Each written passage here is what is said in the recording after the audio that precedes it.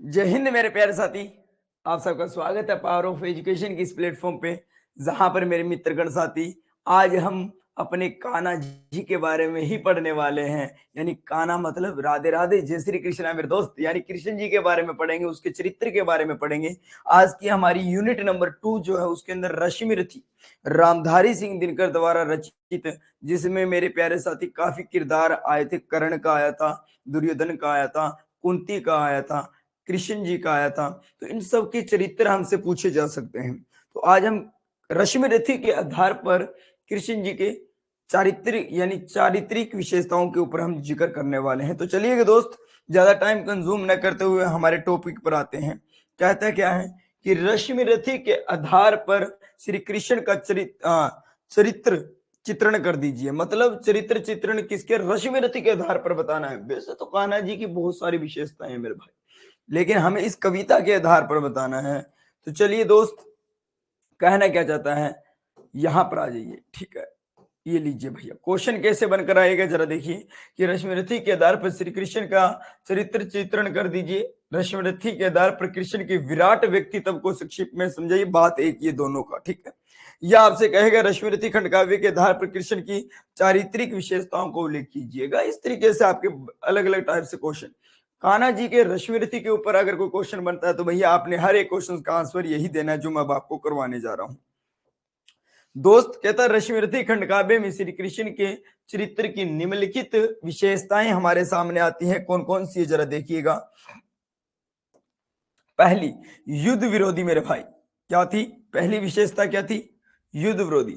कि पांडवों के वनवास से लौटने के बाद श्री कृष्ण कौरवों को समझाने के लिए स्वयं हस्तिनापुर जाते हैं। देखो, वो चाहते थे कि युद्ध ना हो। कहीं ना कहीं कृष्ण जी चाहते थे कि पांडव और कौरवों के बीच में युद्ध ना हो। वो हस्तिनापुर जाते हैं कौरव सेना को समझाने, दुर्योधन को समझाने। लेकिन मूर्ख दुर्योधन कान्हा की बात को समझ नहीं पाता। और तो छोड़ो, वो तो कृष्ण जी को ही बंदी बनाना चाहता है, उसको बांधना चाहता है।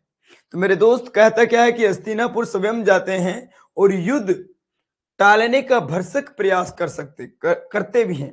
किंतु हठी दुर्योधन नहीं मानता। वो कहता है युद्ध तो करना ही करना है। इसके बाद वे कर्ण को भी समझाते हैं, परंतु कर्ण भी अपने प्रण से नहीं हटता। यानी कर्ण ने तो वचन दिया था दुर्योधन को कि प्राण चले जाए पर वचन नहीं जाने दूंगा। तो जो प्रण लिया उस चक्कर में कर्ण भी कुछ नहीं समझा पाए, यानी नहीं समझ पाए कान्हा जी से। दुर्योधन जिधर जाएगा कर्ण तो उधर जाएगा। अंत में श्री कृष्ण कहते हैं कि यश मुकुट मान सिंहासन ले। देखो कहना क्या चाहते हैं कृष्ण जी, क्या कहते हैं?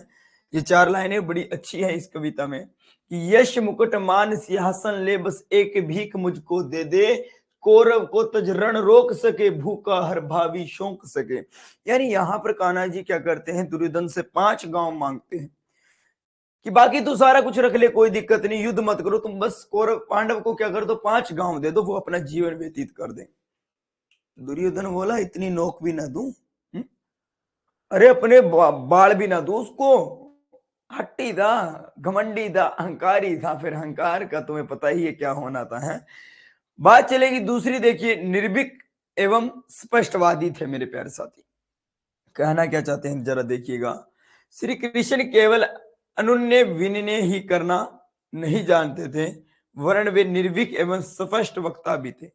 आनाकानी करना नहीं जानते थे, वो स्पष्ट, यानी जो बात है वो स्पष्ट शब्दों में कहना भी जानते थे। जब दुर्योधन समझाने से नहीं मानता तो वे उसे चेतावनी भी दे देते हैं, अपना विराट रूप भी दिखा देते हैं मेरे भाई कि आजा फिर रण क्षेत्र में, अब तेरा संहार करेंगे। तो ले मैं भी अब जाता हूं। अब यानी कान्हा जी देखो, पहले इन्होंने क्या कहा, कृष्ण जी ने रिक्वेस्ट की।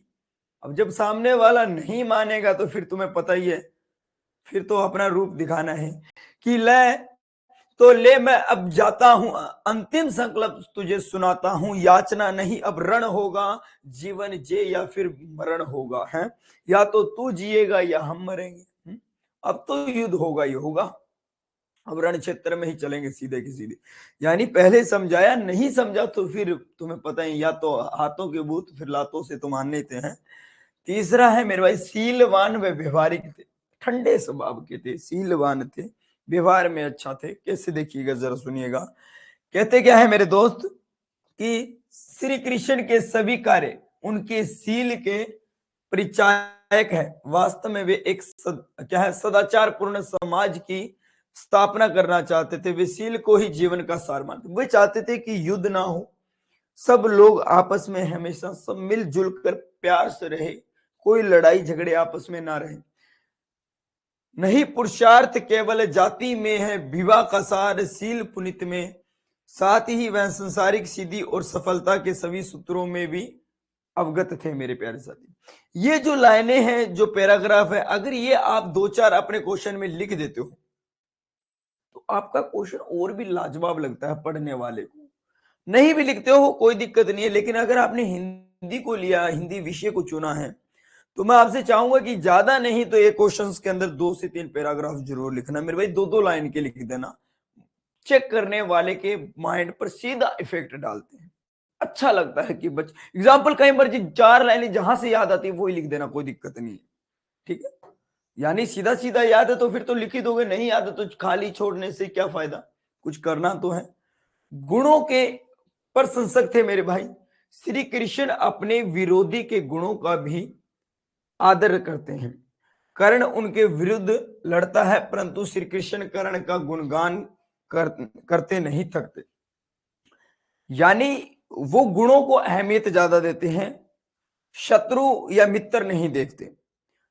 कर्ण उनके खिलाफ था, युद्ध भूमि के अंदर उसके खिलाफ विरोधी टीम का था, लेकिन कर्ण की जो खास बातें थी वो गुणगान करने से श्री कृष्ण जी पीछे नहीं हटते।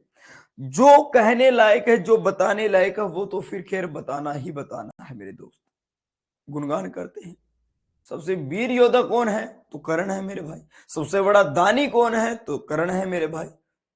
अरे कवच कुंडल निकाल कर दे दिए मेरे दोस्त, तो वो क्यों नहीं है? अरे उसकी बातें जमाने में क्यों नहीं होगी? स्पष्ट होगी होगी। फिर क्या कहता है जरा देखिए कि देश वीर शतबार धन्य, तुझसा न मित्र कोई अनन्य। पता है मेरे भाई कि युद्ध होगा, और ये भी श्योर पता था कर्ण को, हार जो होगी वो कौरव सेना की होगी। अगर रणभूमि में गए तो पता था निश्चित है कि वहां मुझे मरना पड़ेगा ही पड़ेगा, लेकिन अपने दोस्त अपने मित्र को वचन दिया तो मरना मंजूर था, पर अपने दोस्त को धोखा देना मंजूर नहीं था। ऐसा कर्ण तुम्हें कहां मिलेगा? ये बात कान्हा जी से कहते हैं कि ऐसा सच्चा मित्र मैं नहीं देखा कहीं, जिसे पता है कि अगर मैं इसकी तरफ से लड़ा तो मरना तय है, फिर भी उसकी तरफ से लड़ा। क्या गजब की बात रही होगी। आज के दोस्त, आज के दोस्त ले लो, थोड़ी सी विपदा आई ना आई, चल दिए अपने रास्ते, तुम तेरे तुम मेरे हैं। दोस्ती ये नहीं होता, आखिर तक यार मरेंगे नहीं तब तक साथ नहीं छोड़ेंगे, ऐसी दोस्ती होनी चाहिए। महान कूटनीतिज्ञ थे मेरे भाई। जब वक्त आया को रणनीति बनाने का, तो रणनीति बनाने में महान थे। देखिए किस तरीके से कि श्री कृष्ण महान कूटनीतिज्ञ है। पांडव की विजय श्री कृष्ण की कूटनीति के कारण ही हुई थी। अगर ऐसा ना करते श्री कृष्ण तो कभी ना होता। वे पांडव की ओर से कूटनीतिज्ञ की कार्य कर दुर्योधन की बड़ी शक्ति कर्ण को उससे अलग करने का प्रयत्न करते हैं। एक चाल चलते हैं ताकि दुर्योधन और कर्ण आपस में एक साथ ना रहे, अलग अलग हो जाए।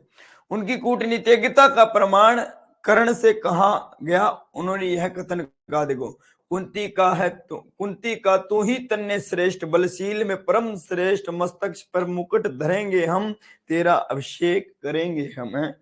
ये बात कौन कहते हैं? ये समझाते हैं कि तू भी कुंती का ही है। अगर तुम्हारी तरफ से लड़ेगा, लड़ेगा नहीं लड़ेगा, जीतेंगे तो तेरा अभिषेक करेंगे हम, तुझे राजपाट देंगे, सब कुछ करेंगे। हैं पांडव भी कुंती के, तू भी कुंती का, सब तुम कुंती कुंती हो जाओगे। चलो मेरे दोस्त, यहां पर एक लाइन आ रही है तुम सबके बीच में कि कॉन्टेक्ट फॉर पीडीएफ नोट्स 7206608286। अगर आप इसकी पीडीएफ चाहते हो, नोट्स चाहते हो, तो ये मेरा पर्सनल नंबर है।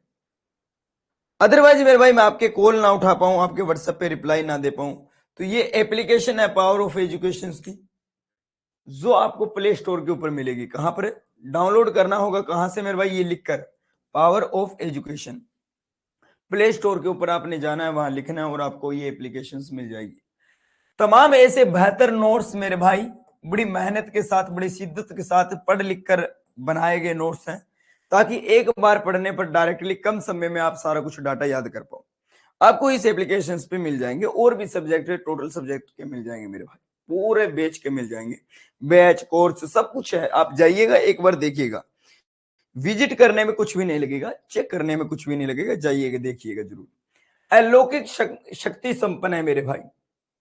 कवि ने श्री कृष्ण के चरित्र में जहां मानव स्वभाव के अनुरूप अनेक साधारण विशेषताओं का समावेश किया है, वहीं उन्होंने अलौकिक शक्ति संपन्न रूप देकर लीला पुरुष भी सिद्ध किया है।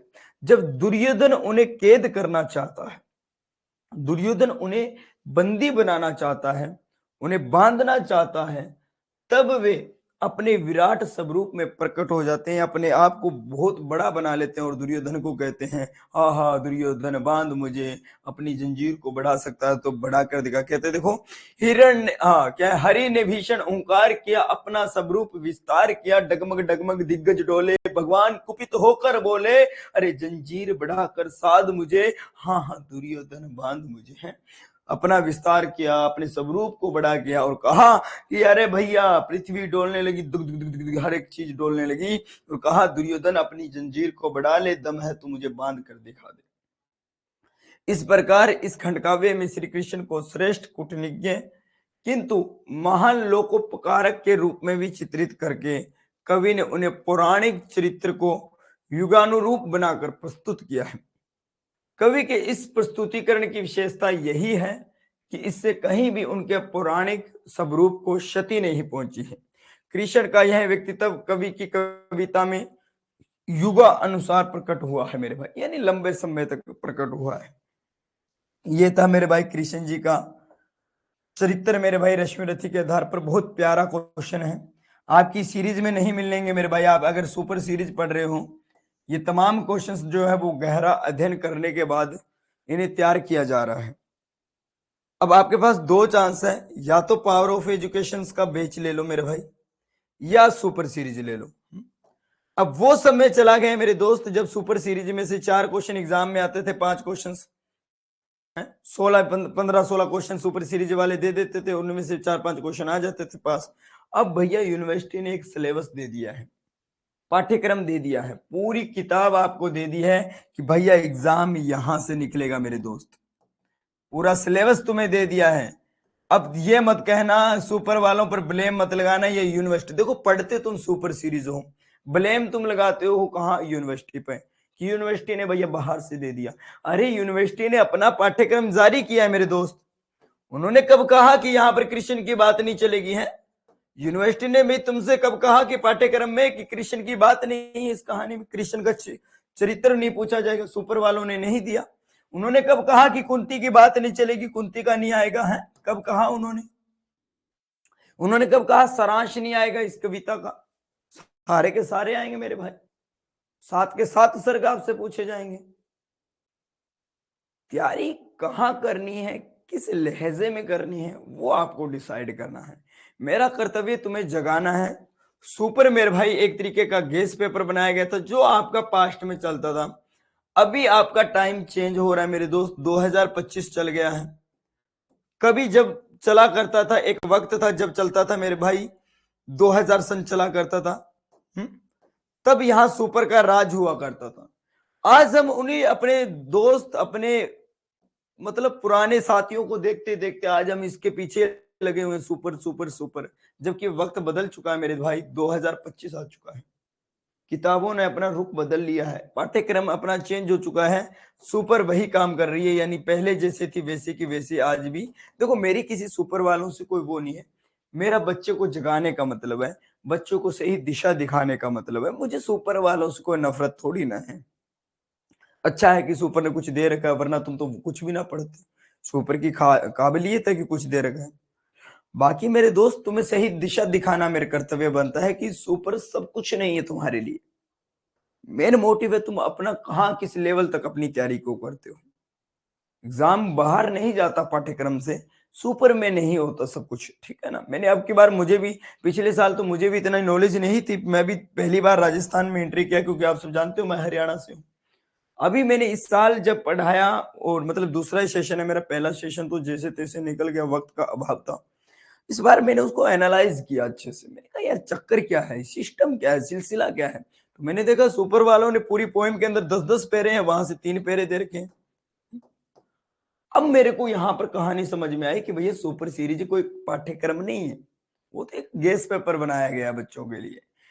और हमने भी एक गेस पेपर लॉन्च कर दिया मार्केट के अंदर के लिए, ये लो भैया, हमने भी अपनी बुक लॉन्च कर दी कि ये लो, तुम लोगों ने 150 पेज की बनाई, हमने 60 पेज में दे दी। और यूनिवर्सिटी को खुला चैलेंज दे दिया कि जा भैया, तेरे में दम है तो बाहर निकाल कर दिखा। हम बैठे हैं।